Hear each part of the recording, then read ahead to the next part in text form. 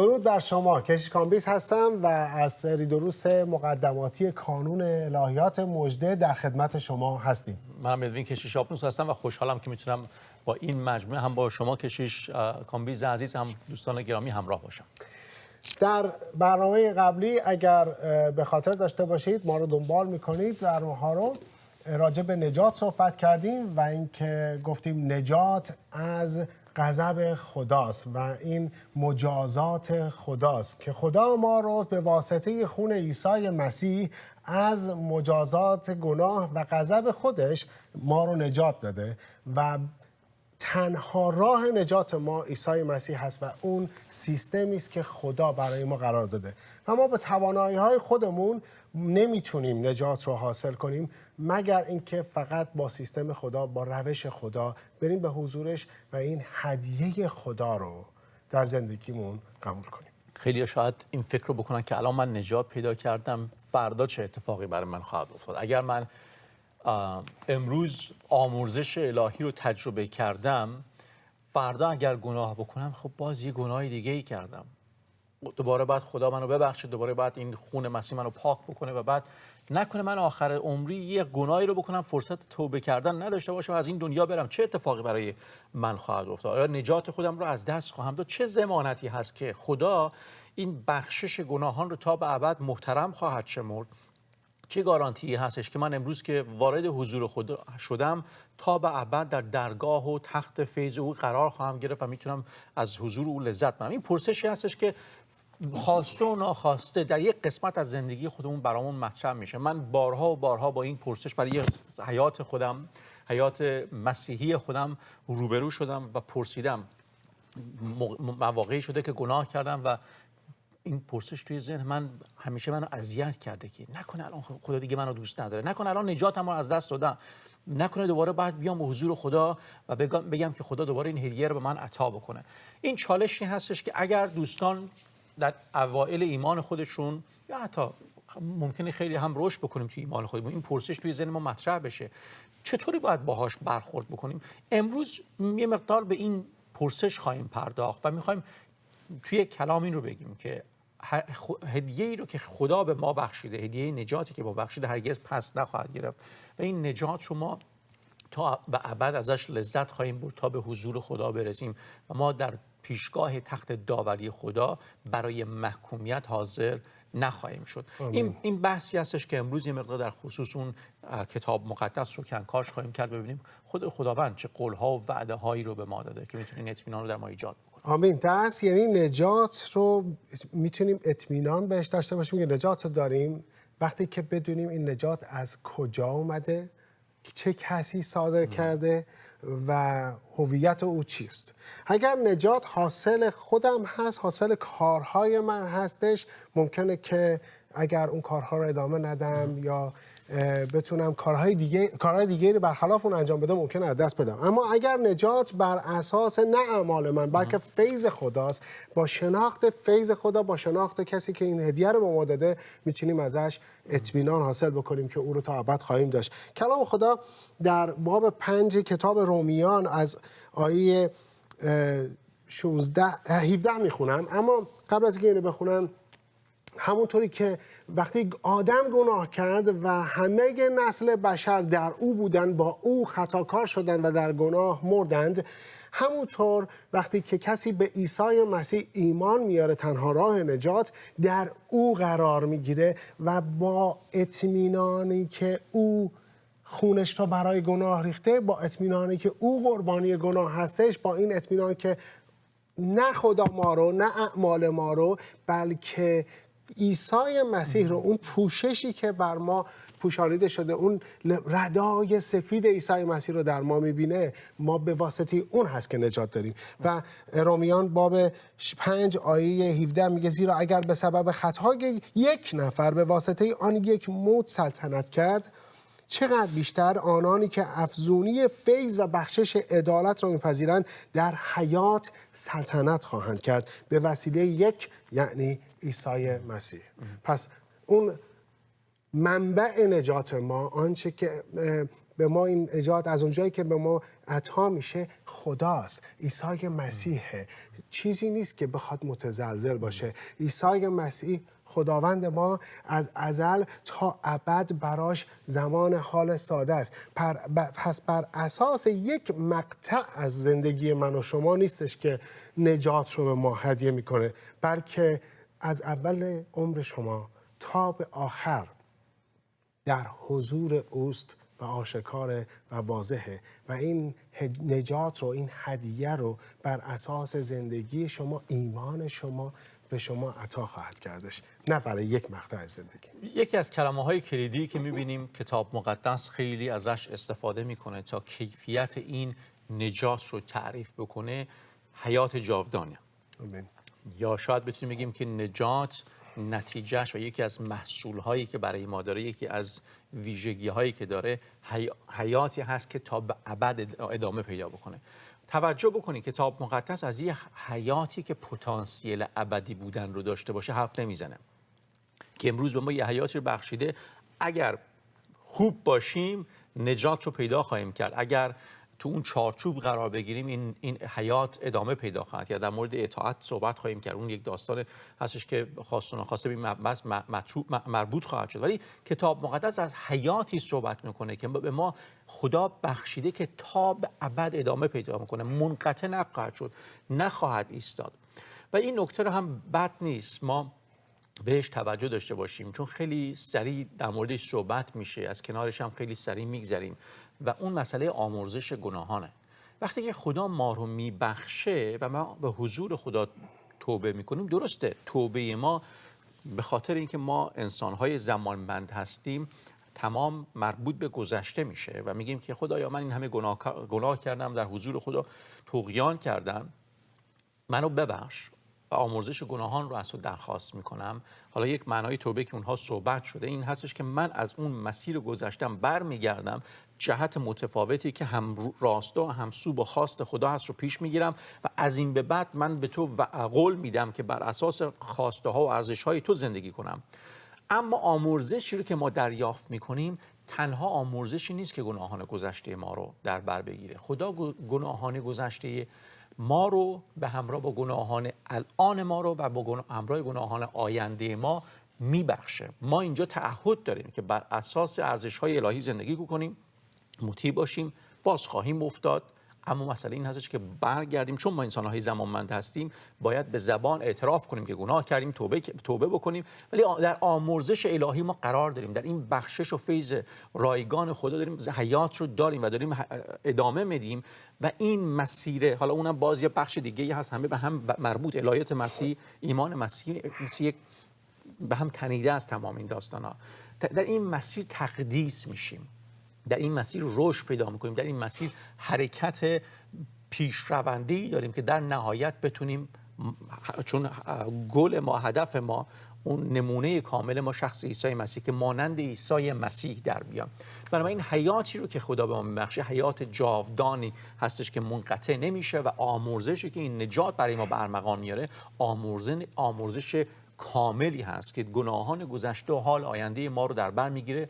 توی پرانتز این به این معنا نیست که ما مسئولیت پاک زیستن نداریم، این به این معنا نیست که ما قرار نیستش که هر جوری که بخوایم زندگی بکنیم. نه، ما از اون روزی که توبه کردیم جهت زندگیمون عوض شده. بنابراین فکر ما، نحوه اندیشیدن ما بر اساس ارزش‌های کتاب مقدسی و بر اساس این فریم ورکی هستش که مسیح برای ما داده، این الگویی هستش که مسیح به ما داده و اون خودش هست و زندگی پاک و مقدس و مطیعانه او. آمین. همونجوری که گفتیم کلمات بسیار مهم هستش در این، چون بخوایم با کلمات مفاهیم الهیاتی رو مطرح بکنیم.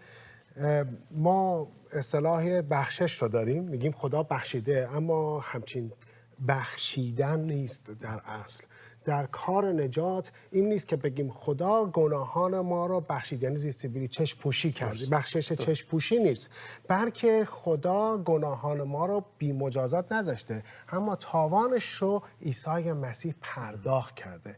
یعنی این نیست که فکر کنیم قاضی که ما رو محکوم کرده به پرداخت، به قصاص، مرگ، این نیست که بگه خب حالا بخشیدم، آزادی برو، بلکه یک دیه‌ای اینجا پرداخت شده، یک خونبهای اینجا پرداخت شده و اون بها، اون عدالت انجام شده. بخشش تنها نیست بلکه فدیه‌ای صورت گرفته و دیگه الان محکومیتی بر علیه ما نیستش و این رو ما به خون گرانبهای عیسی مسیح هست که میگیم بخشیده شدیم، یعنی تاوان ما پرداخت شده، در حضور خدا میتونیم پارساش برده بشیم. کشیش من هر وقت در مورد مسئله نجات صحبت میکنم، من یه مثالی رو میزنم که مقدار برای دوستان قابل فهم باشه. این مسئله اینکه گناهان من چه میشه، چه جوری آمرزیده میشه. من میگم زمانی که شما به کار فداکارانه مسیح اعتماد میکنی و میگی که من باور دارم و اعتماد میکنم که این کار مسیح برای من کافی است تا از موت به حیات انتقال پیدا بکنم، از یک شخص مجازات کار به شخصی که مقبول خداست تبدیل بشم، میگم دو تا اتفاق میفته. ما دو تا حساب داریم و دو تا چیز از این حساب به حساب بعدی واریز میشه. گناهان من انسان گناهکار به حساب مسیح واریز میشه و پاکی و عدالت و پارسایی و حیات جاودان مسیح به حساب من ریخته میشه. و دلیل اینکه این کار داره اتفاق میفته چون من به کار فداکارانه مسیح باور دارم و خدا به عنوان این رئیس بانک این کار رو انجام میده و اجازه میده که من به عنوان طوری که خدا وقتی که منو داره نگاه میکنه انگار مسیح رو میبینه، انگار من زندگی مقدس و پاک عیسی مسیح رو زندگی کردم. من به عنوان شخصی به حساب میام که پارسا هست. کلام خدا میگه عادل شده. کلام خدا از این واژه ها استفاده میکنه، یا مقبول خدا قرار گرفتم. و وقتی که خدا عیسی مسیح رو نگاه میکنه انگار عیسی مسیح زندگی گناه‌آلود ادوین رو زندگی کرده و مجازات گناهی که قرار بود ادوین متحمل میشه عیسی مسیح متحمل میشه و پارسایی و حیات جاودانی رو که مسیح داره رو من دریافت میکنم.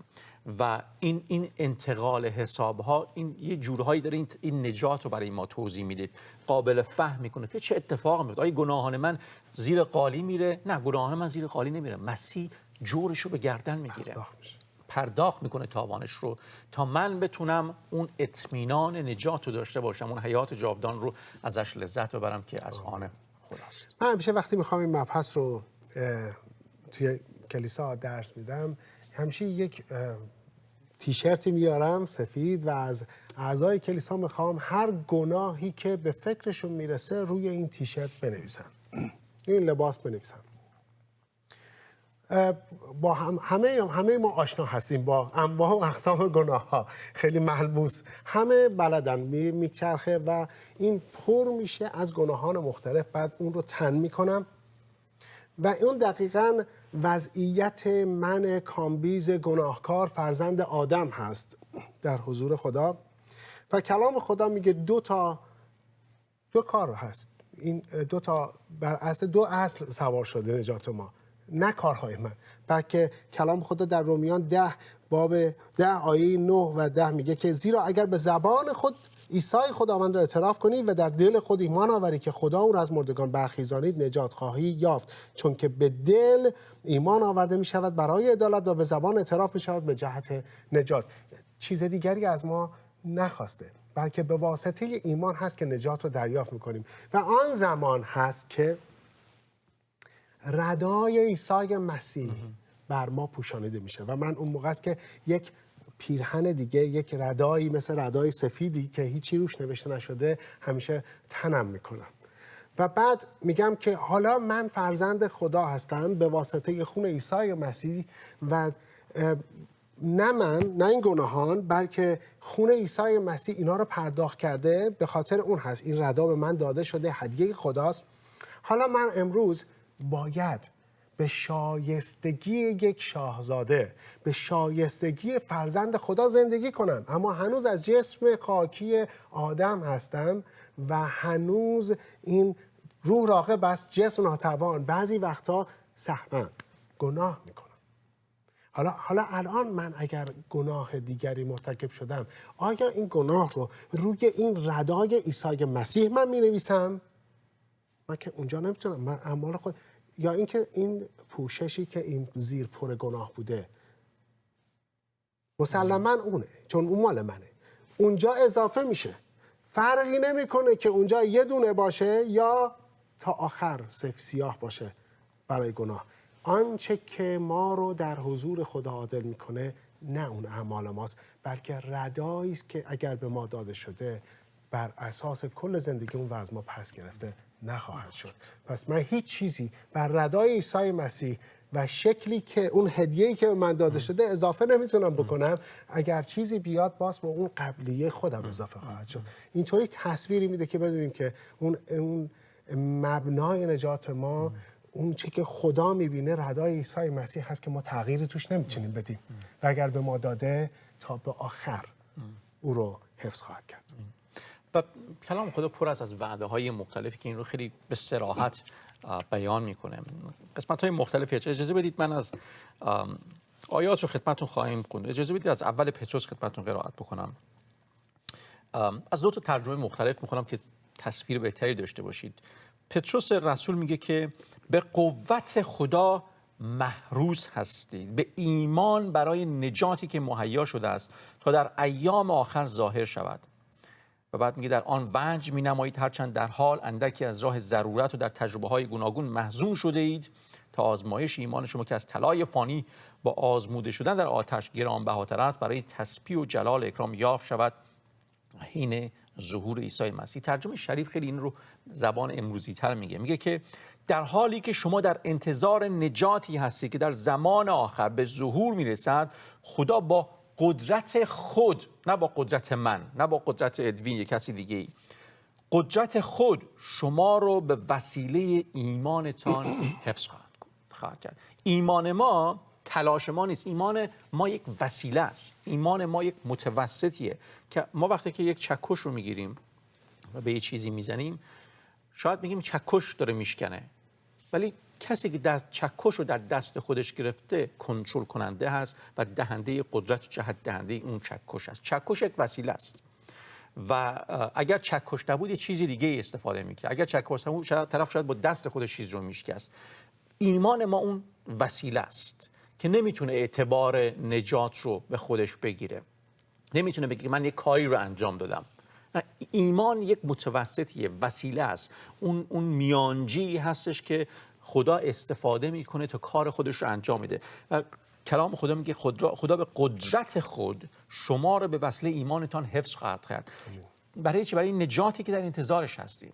صحبت این نیست که ما هنوز نجات پیدا نکردیم. کلام خدا وقتی که از نجات صحبت میکنه از سه فعل مختلف استفاده میکنه. نجات یافتم، نجات پیدا میکنم و نجات پیدا خواهم کرد. از یه پروسه‌ای داره صحبت میکنه که به هم پیوسته است و آغاز شده و در زمانش آمدن عیسی مسیح به کمال خواهد رسید. ما میگیم نجات، حیات جاودان داریم، ولی میدونیم که ما میمیریم، نه؟ ولی این زندگی ادامه پیدا خواهد کرد.